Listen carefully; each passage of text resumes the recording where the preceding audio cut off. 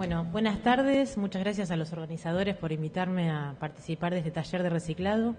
Y como decía Diana, represento a INTI Plásticos, que es un centro de investigación y desarrollo tecnológico para la industria plástica que tiene una trayectoria de más de 35 años, perteneciente al INTI, y surgió en el año 1978, esto voy a ser muy cortito para comentar de dónde vengo, como apoyo para brindar asistencia técnica a la industria plástica. Y digamos, hay diversas actividades que vino desarrollando el Centro de INTI Plásticos en cuanto a investigación y desarrollo, asistencia técnica sobre todo, capacitación y todo un servicio que involucra análisis y ensayos. Y desde hace varios años ya, por eso es que digamos fuimos invitados acá para este taller, que hacemos asistencia en cuanto a lo que serían opciones de reciclado y valorización de residuos plásticos de diferentes industrias. Y en plasticultura, desde hace muchos años ya que tenemos bastantes consultas en justamente qué hacer con esta problemática del reciclado.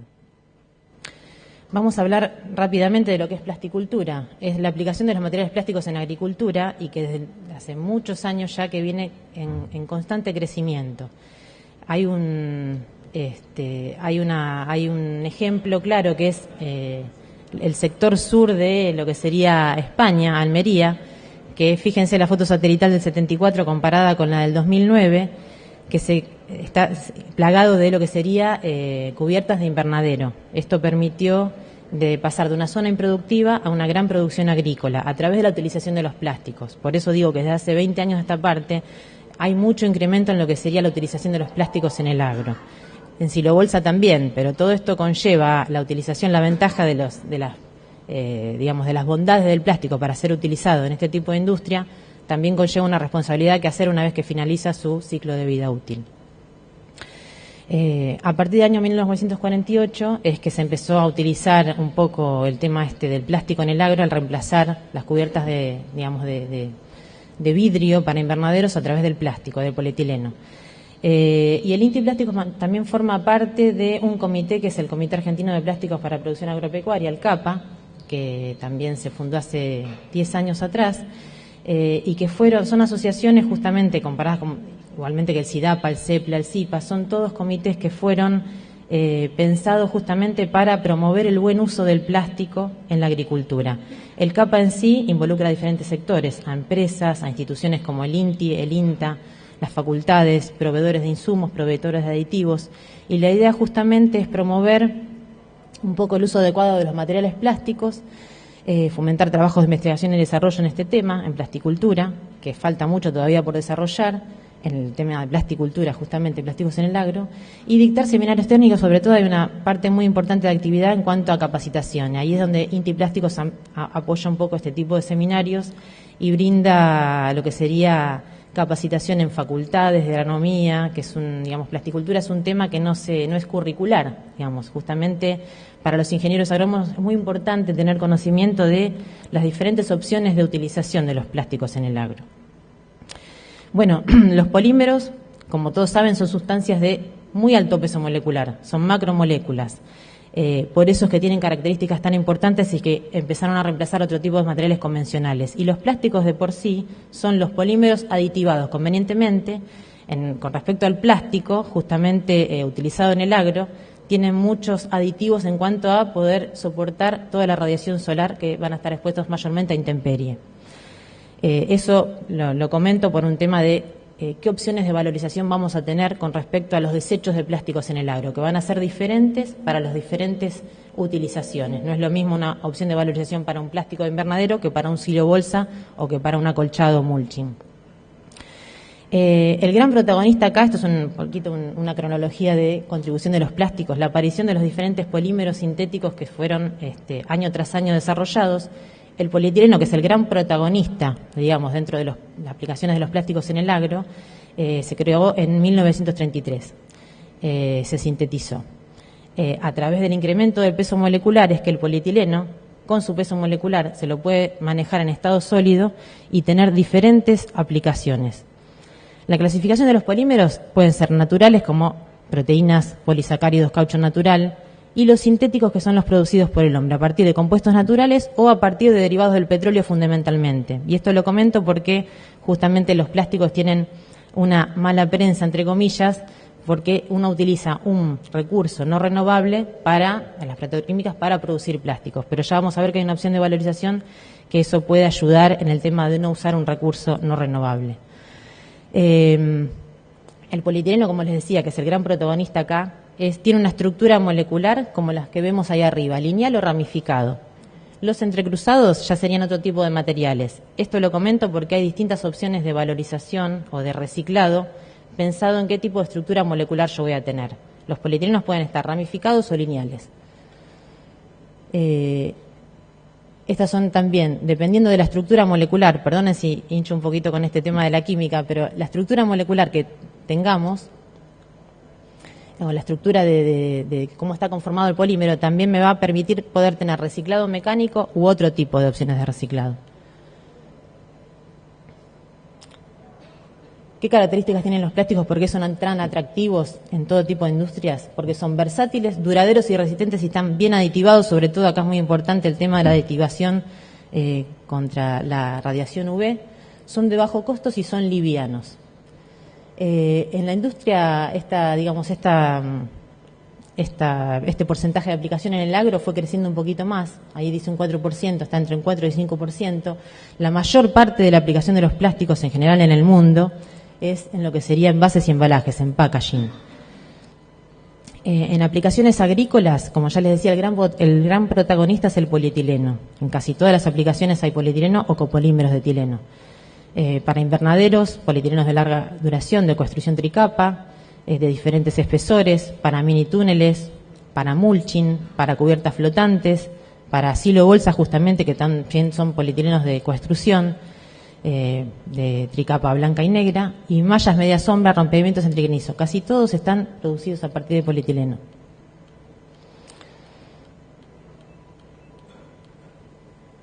Otras aplicaciones muy importantes también que hay que contemplar es todo lo que sería la posrecolección, el envasado de frutas, hortalizas, etcétera, que utilizan una gran cantidad de materiales plásticos. Y en la parte del ensilaje, que es una técnica que revoluciona la conservación de forrajes y almacenamiento de grano seco, cada vez hay más y más aplicaciones de esto. Lo que esto conlleva justamente es tener responsabilidad en cuanto a la disposición final una vez que finaliza su vida útil. Entonces, si bien los plásticos juegan un papel muy importante en la vida diaria, en diferentes industrias, en diferentes aplicaciones, ¿qué hacemos una vez que finaliza la vida útil de este tipo de productos? Bueno, vamos a identificar primero qué tipos de residuos plásticos podemos encontrar a grandes rasgos. Primero, los más conocidos por nosotros son los de postconsumo domiciliario, que eso involucra mayormente qué tipo de productos. Los que están relacionados con envases más que nada, botellas, sachet, otros envases, etcétera.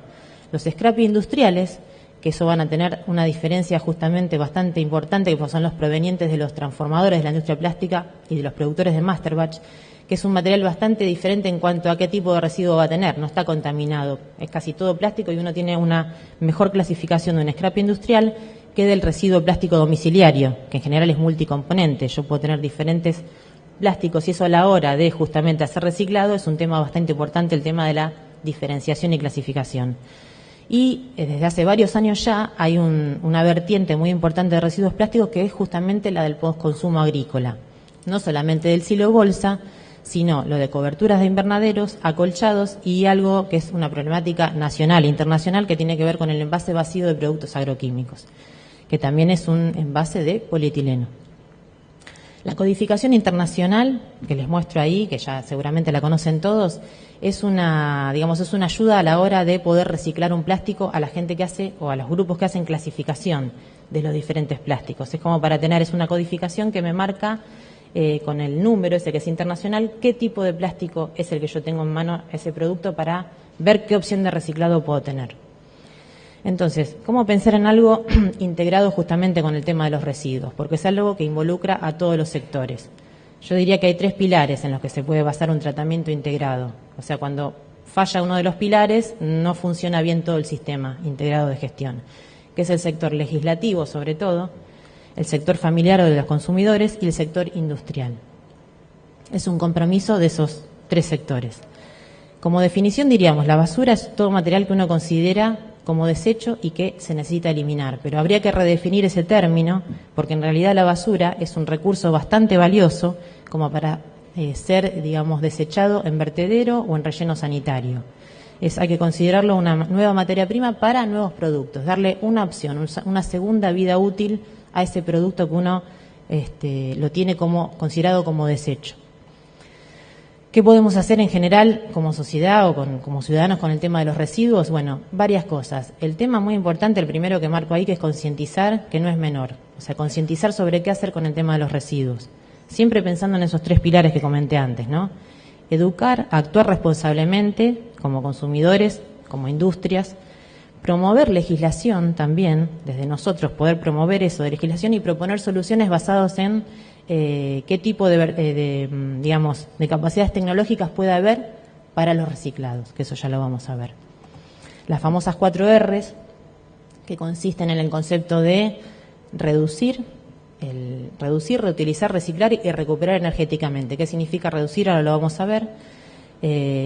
Ahí en la izquierda van a ver un dibujito de lo que sería una bolsa de residuo domiciliario, que fíjense que justamente como los plásticos son muy livianos, involucran mucho volumen, por eso es que medioambientalmente también se lo considera como que es un contaminante medioambiental, además por el volumen que significa, pero en cuanto al peso, no tiene tanto peso comparado con el resto. Pero de esa bolsita de basura domiciliaria que yo decía, hay mucho aprovechable de eso, como que eso vaya a parar a un relleno sanitario.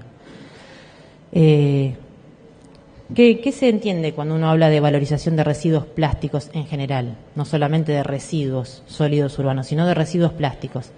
Es una actividad que une conciencia ambiental con un desarrollo económico y tecnológico que van de la mano.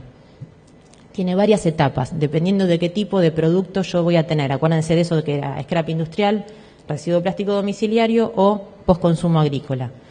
Recolección y separación, que no es menor. Separar por tipo de materiales, papel, metal, plástico, madera. Esto es una actividad bastante importante que hay que hacer justamente porque yo voy a ver qué tipo de producto nuevo puedo generar. Valorizar es toda etapa intermedia que prepara el material que está separado para ser transformado por la industria plástica en un nuevo producto. Y la transformación es el procesamiento, cómo procesar ese nuevo material para que me genere un nuevo producto a partir, por ejemplo, de un peletizado. Lo que les contaba antes de las 4 R's, ¿qué involucran? De reducción en origen es minimizar el residuo reduciendo la cantidad de plástico directamente en el producto original, que eso ya desde hace varios años, y sobre todo lo van a notar mucho en la industria del packaging o del envase y embalaje, que la mayoría de los embalajes hoy por hoy tienen la mitad en peso de lo que eran hace 10 años atrás o 20 años atrás. Eso se llama reducción en origen, reducir la materia prima para fabricar el mismo producto con las mismas aptitudes de producto. Reutilizar es volver a reutilizar algo sin reciclarlo, o sea, para un nuevo producto. Por ejemplo, una bolsa de supermercado, usarla como bolsa también, o sea, para otro tipo de productos. Reciclado, hay varias opciones de reciclado.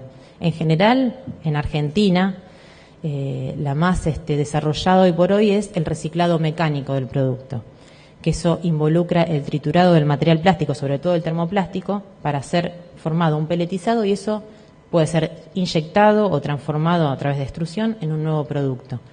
Y reciclado químico es una recuperación de los componentes iniciales. ¿Qué involucra el reciclado químico? Es hacer un craqueo de esa gran cadena macromolecular, ese gran polímero, poder craquearlo y obtener fragmentos para que sean vueltos a reutilizar por la industria petroquímica o por refinerías. Por eso dice ahí recuperación de componentes originales, iniciales. Y la otra opción es la valorización energética.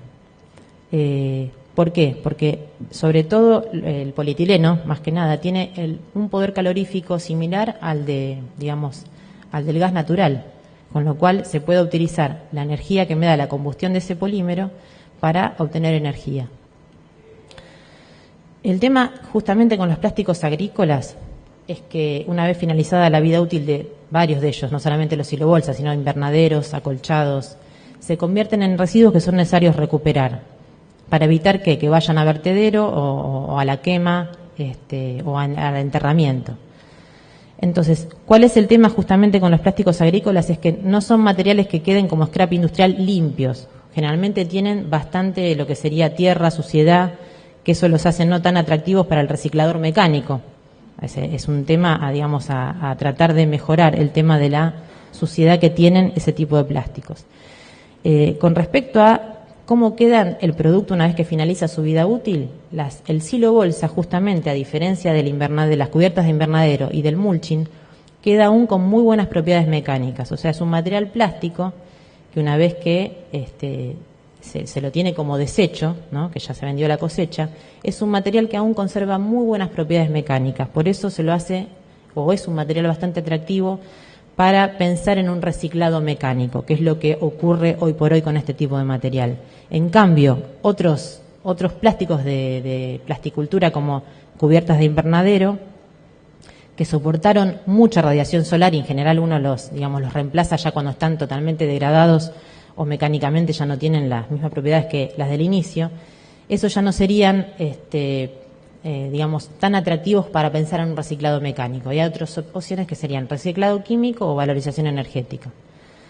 ¿Qué ocurre actualmente con los residuos plásticos agrícolas? Bueno, incineración incontrolada, abandono en los alrededores, y esta es la opción de reciclado mecánico, que es la que queremos, fomentar, que haya cada vez más grupos o cooperativas o empresas que se puedan dedicar con una logística que también esté apoyada por los municipios locales, por organizaciones locales, a que pueda ser cada vez mayor la cantidad de plástico, de desecho que va a este tipo de recicladores que lo que va a vertedero o a estas otras opciones.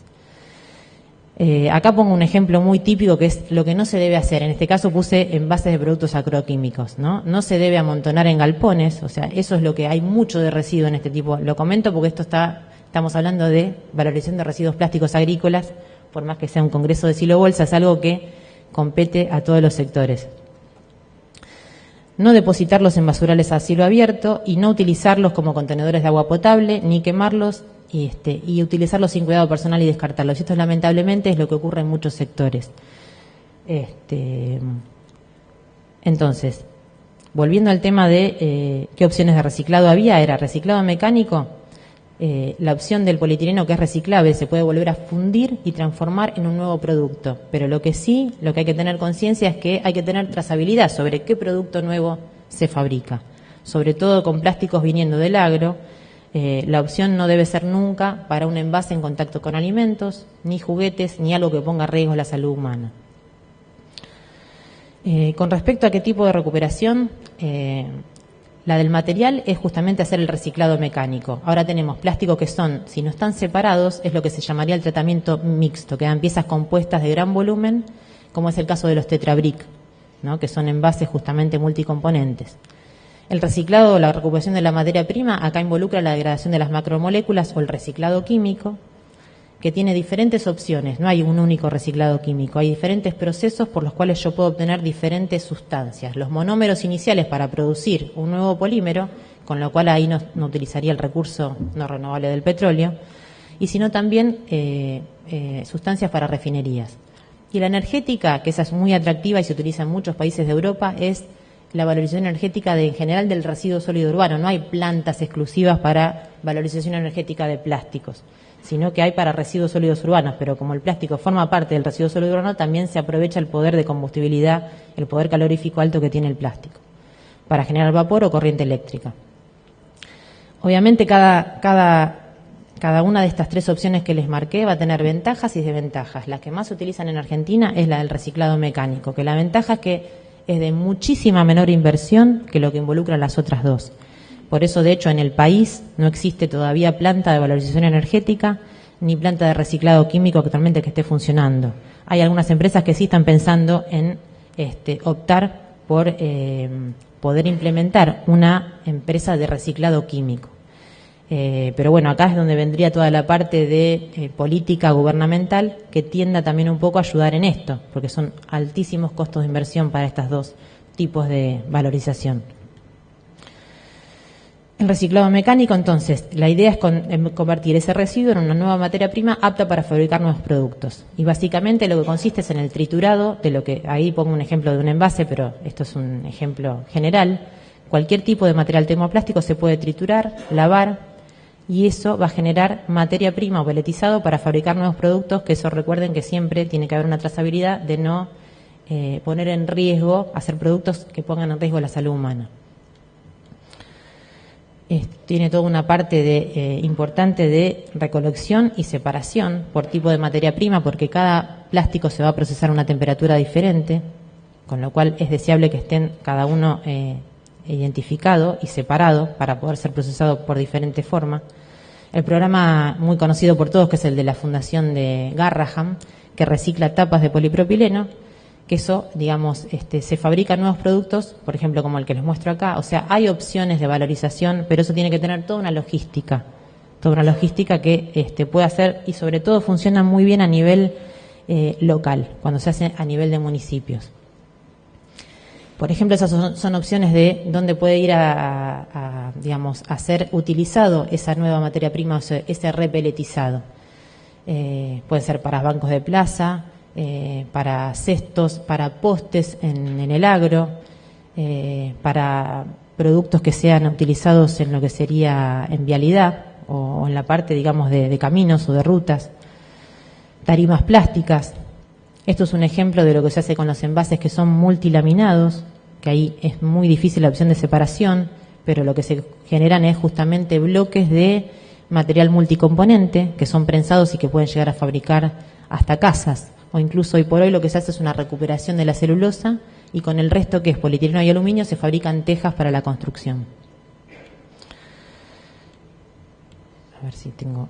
El reciclado químico, se los quiero comentar, si bien acá en el país todavía no hay, pero hay una tendencia a querer que haya empresas con este tipo de opción de reciclado, sobre todo para poder utilizar ese polímero que quedó degradado mecánicamente y ya no es atractivo para un reciclado mecánico, poder ser utilizado para obtener monómeros para repolimerizar, o si no, productos para refinería. Son diferentes procesos. Hay uno que se llama pirólisis, que involucra una descomposición térmica en ausencia de oxígeno. Hay otro que es hidrogenación, se trata con hidrógeno en ausencia de oxígeno a altas temperaturas, o se obtienen productos ligeros que pueden ser utilizados en refinerías y en plantas químicas. Gasificación, ahí sí ya se hace una combustión. Y tratamiento químico diferentes. Hay hidrólisis, alcohólisis o glicólisis, o hay incluso algo que se llama metanólisis, que se utiliza para reciclar el PET. Hay una tendencia a querer poder reciclar el PET, no solo mecánicamente como se hace ahora, sino poder obtener los monómeros iniciales para repolimerizarlo. Lo que les comentaba de la valorización energética, si bien los plásticos tienen una mala presa en que la síntesis de los plásticos involucra utilizar un 8% del petróleo para fabricación de los plásticos, en realidad, a través de la valorización energética, yo puedo no solamente haberlo utilizado como un producto plástico y mejorar la calidad, digamos, de vida humana o para un producto determinado, sino que aprovechar ese poder de combustión que tenía y hacer valorización energética. Y tienen, fíjense, un poder calorífico parecido al del gas natural, sobre todo en los productos de poliolefinas, polietileno y polipropileno, mucho más que el PVC y el carbón de piedra o el papel y la madera.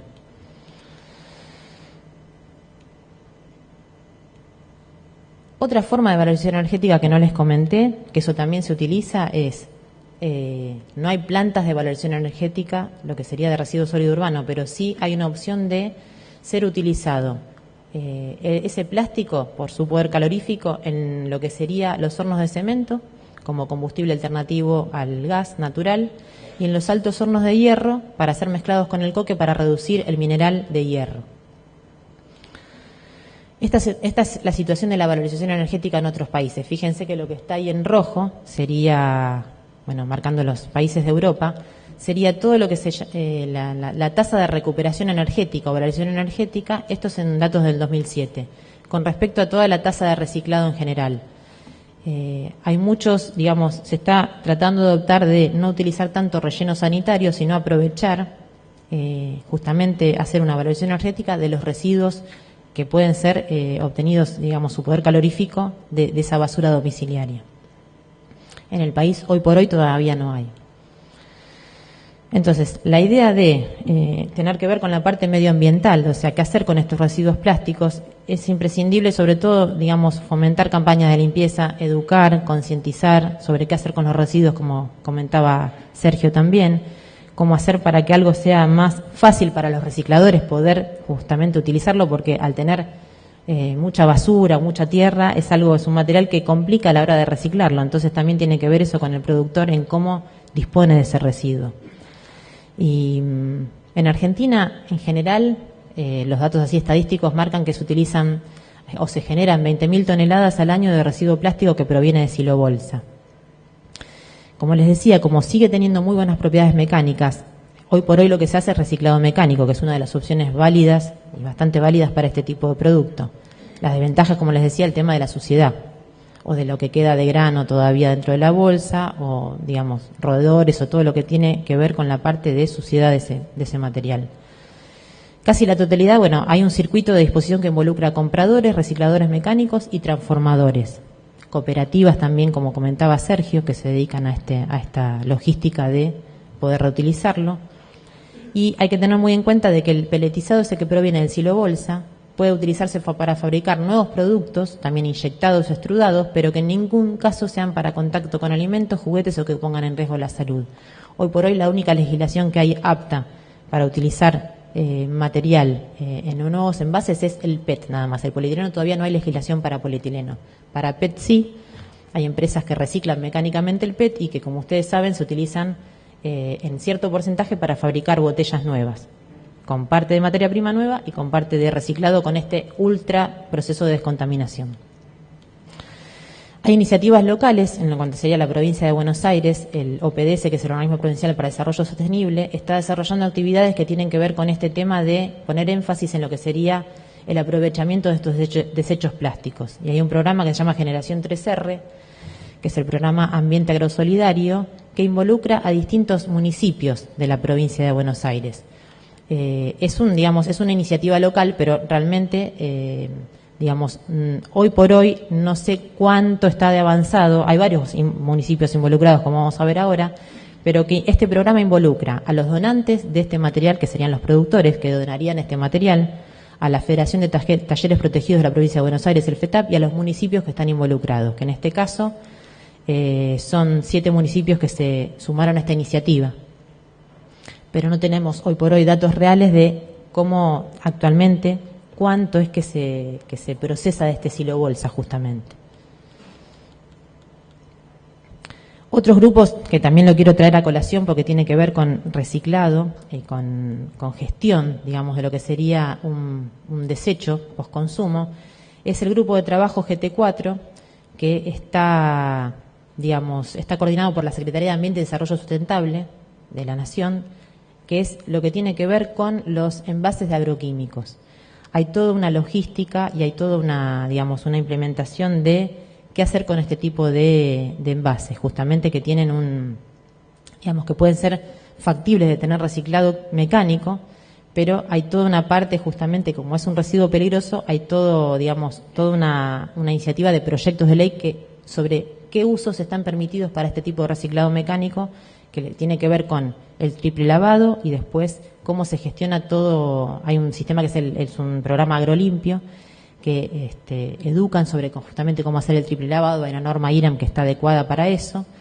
Pero lo que acá les quiero comentar es que están varios organismos involucrados, el INTI también, en ver qué hacer con este tipo de residuos, que es un tema a nivel nacional e internacional también. Pero que en general debería también haber una logística o una implementación de ver qué hacer con el resto de los desechos agrícolas también, de los plásticos agrícolas.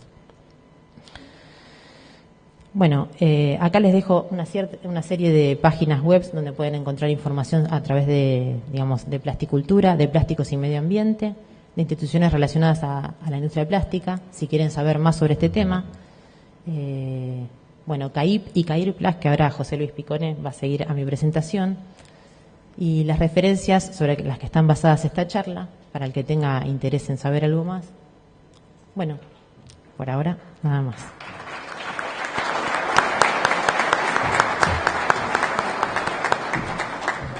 Gracias, Cristina.